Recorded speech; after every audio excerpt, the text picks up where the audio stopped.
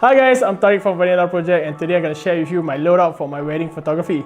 So I have here a few lenses and two body because I usually shoot with two bodies. So I'm a Nikon shooter. I got nothing against Canon or Sony, but I prefer Nikon cameras. So to me personally, brands doesn't matter. You can shoot with any cameras that you want. So right here with me I have a D750 which have been with me since 2 years ago, and currently I'm using a Canon Z6, which is I just recently purchased it like a month or two ago, which is currently my best buy. The lenses that I use are mostly all Sigma Art lenses, ranging from 34, 35, 50 and 85. And right here, this small lens over here is my latest purchase, which is the Lensbaby H50. It costs about $650. It's ranging from 3.2 to f22, so it's one of my best purchases so far lah. Okay, so just explain to you my current loadout. My current loadout right now is the Z6 with the 24mm Sigma Art, and the second one is D750 with my 50mm Sigma Art. Previously, my main camera was the D600 and my second camera was D750. Right now, my main camera is the Z6 and my secondary camera is my D750. I'll tell you why in a bit. Okay, why did I put the 24mm on my Z6? It's because I did some configuration on my camera where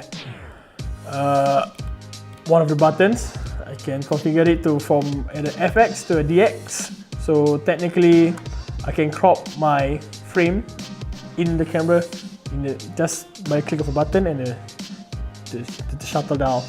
So if I want a really wide shot, I'll be using the 24. If I want a bit of zoom in, I'll just straight away change to a DX format. Then I used to be on 85, my secondary camera, because there's my telephoto photos. So 85 is a very good portrait lens. I can technically snipe people from afar, but I feel that it's a bit too heavy, this lens. I don't know how much it weighs, but it's really heavy. But 50 is the right weight. And if I want to really capture somebody, a moment, so I have to actually run towards the person to capture a bit more closer. Yeah, so 50mm is actually a very nice in-between lens. 35mm, usually I will use it for group shots and all of that. But if let's say there's a lot of people, I will use my 24mm. My best purchase with Lensbaby and my best review of it is I managed to use this to get my tilt shift effect photos, which I have been using it for a long time. Previously, I just used any of these, and then on Photoshop, I would just use the tilt shift effect filter. But right now, I don't have to do it because I have a Lensbaby with me. So yeah, currently all my tilt shift photos I use H50. I can actually change loadout because it is a Composer Pro 2, which you can actually change the lenses. I can change to 35 or 34 or 85 and just attach here easily.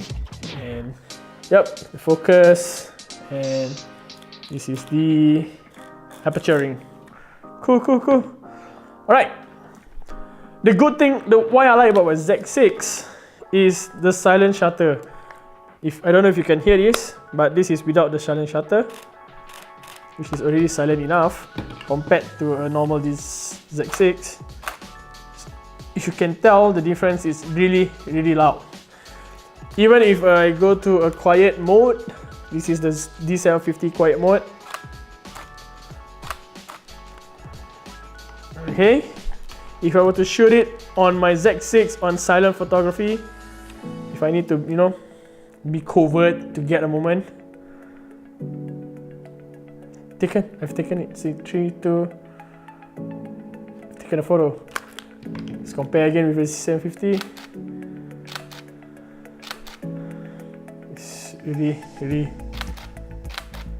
very loud. Not as quiet and not as discreet. So yeah, this is my loadout for my weddings. So a Z6 with a 24 because I can always crop it, and a Div 750 for my telephoto and all that stuff. So okay, all my group shots I use a D750 with a wireless trigger, so I don't really have to stand there and shout. I can just sit and just press the button. D750 is much more rugged compared to the Z6. Z6 I like to use it for moments during the group shots. Then for outdoor, I prefer to use the Z6 because the dynamic range is so much better. I can shoot higher shutter speed with lower depth of field compared to this one. The ISO range is not that good, and Z6 the ISO range is quite far. I mean quite wide. I can actually shoot low light with my Z6, which is really good. The grains compared to the Z6 and the D750, the grains on the Z6 is so much better. I've shot this on the on ISO 6400 and the grains aren't that visible on a large screen. But if I have to shoot 6400 on my D750, the grains are very visible. So low light, Z6 wins everything. If you have any question regarding my loadout, my lenses or my gear, please leave a comment below. And if you like this video, please subscribe and like the video. See ya!